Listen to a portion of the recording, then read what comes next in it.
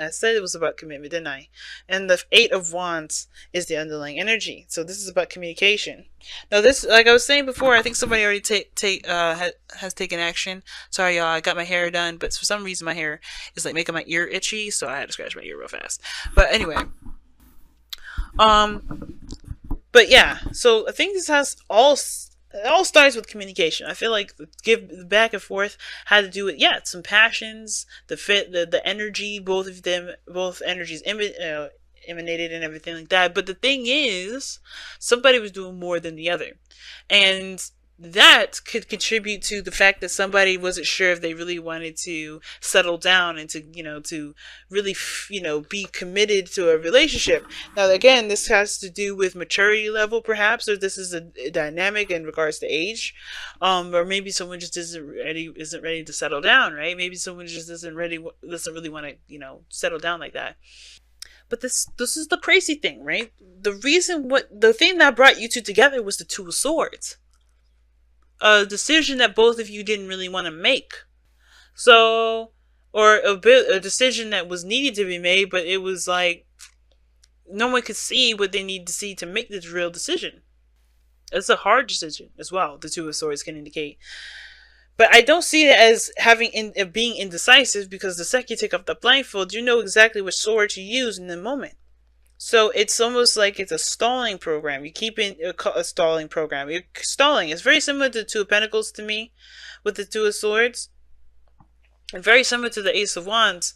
But the thing is that with the Two of Swords, it's like it's a truth. It's a belief. It's something that you you implement the second that you have. The second that you realize what it is, right? But it's a hesitance because it's a difficult truth to have, and perhaps because the other truth is something that you may want to go along with too, right? Is those opposing truths. You only can pick one going forward, and that one truth is hard because you may want another. So that makes sense, right? With that, what we saw earlier with the Queen of Wands, the Knight of Wands, Six of Pentacles, and the King of Cups. And I know we saw the Fool earlier, which I think this all has to do with a new beginning. Boom, here we are.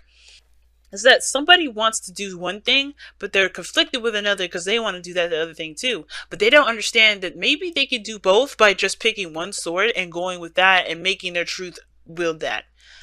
But here's the thing. Well, not necessarily. I think actually they know that they can't do both, because one person wants to be more free and open and stuff, but they do have feelings. Feelings that they may be trying to suppress. Because look at where this person is sitting, right? They have the two swords across to them and the blindfolds on, but behind them is their emotions, is their feelings. Their back is turned towards the sea. Right? All they can think about or see, or all they can think about is what they can't see and what they don't know about what the choice is, because they're putting their feelings away. Their feelings are hidden from them. So this is, you know what I'm saying? It's a conflicting truth. It's like someone wants to do one thing, but they also know the truth about the other. So they can't really make a decision about what they want to do because they're torn between the two swords.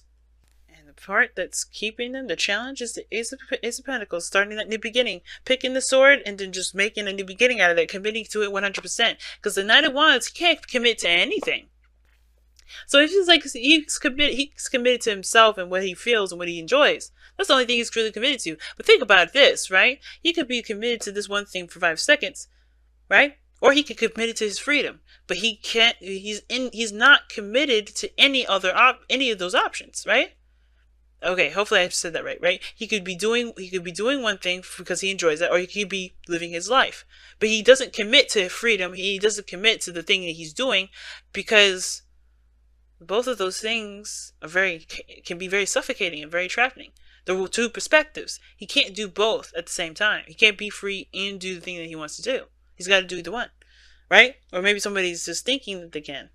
But anyway, the mindset of both of these people going into this is the Two of Pentacles. Like I was saying before, somebody's distracting themselves. Now, typically, I read this side as you, Taurus. This is the client side, and you can get your own reading here on Instago. Via the soulmate reading.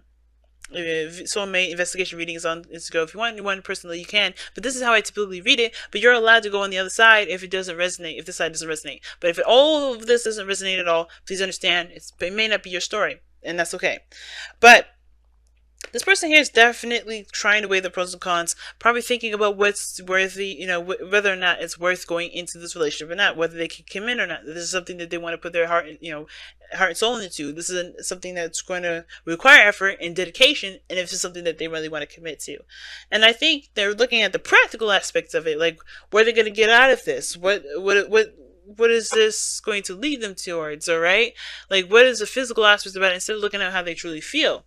Right? Sometimes some of this could be that this person is distracting themselves because they don't really want to address how they feel.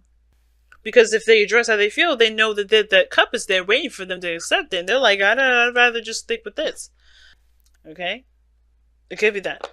But then, it could be that this person is trying to figure out what they want to do, looking at the wrong thing, don't realize that this is a cup waiting for them to, hey, just focus on what you want to feel, focus on what you want to feel, focus on what you want to feel.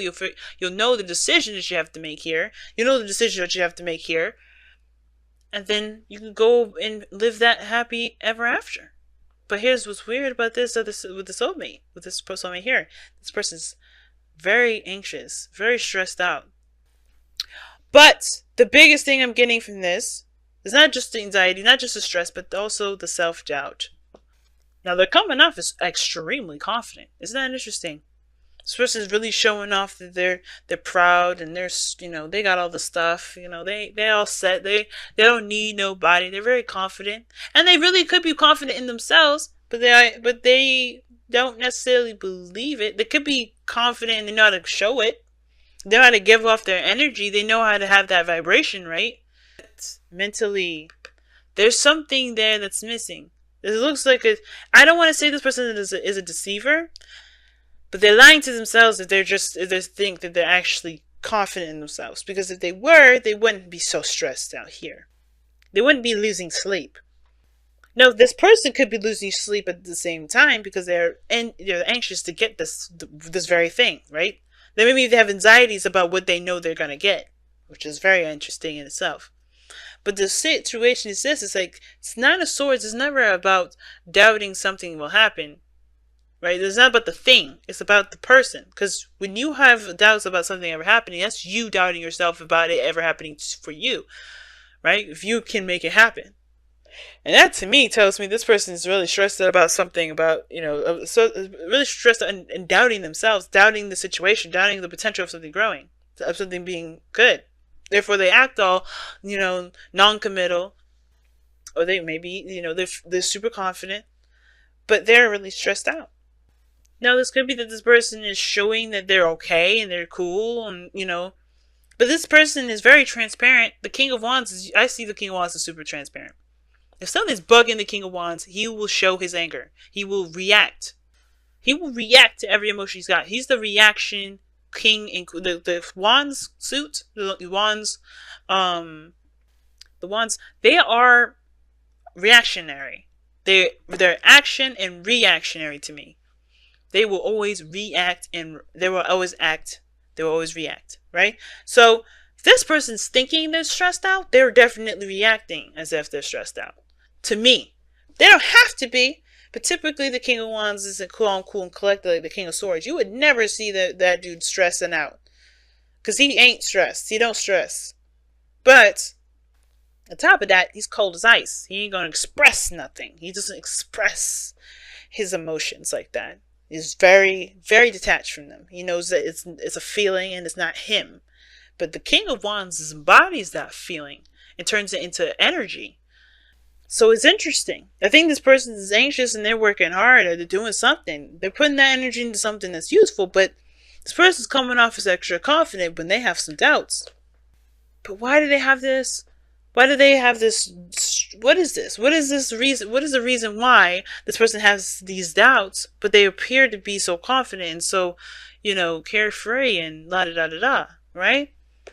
And it's interesting that they have the sun coming up as the reason why, which can be about exposure and knowing the path to happiness. It's a mess, ain't it? But not to judge the other person, but the fact that they know what will bring them happiness. They're very clear on how they feel. They are very clear on their capabilities, but yet they're still stressed. I'm not judging this individual. This person is like the same thing as anybody, same person as any. It could be me. Not saying that I'm hitting on you, Taurus, okay? But this person is so stressed. Going into this relationship stresses them out.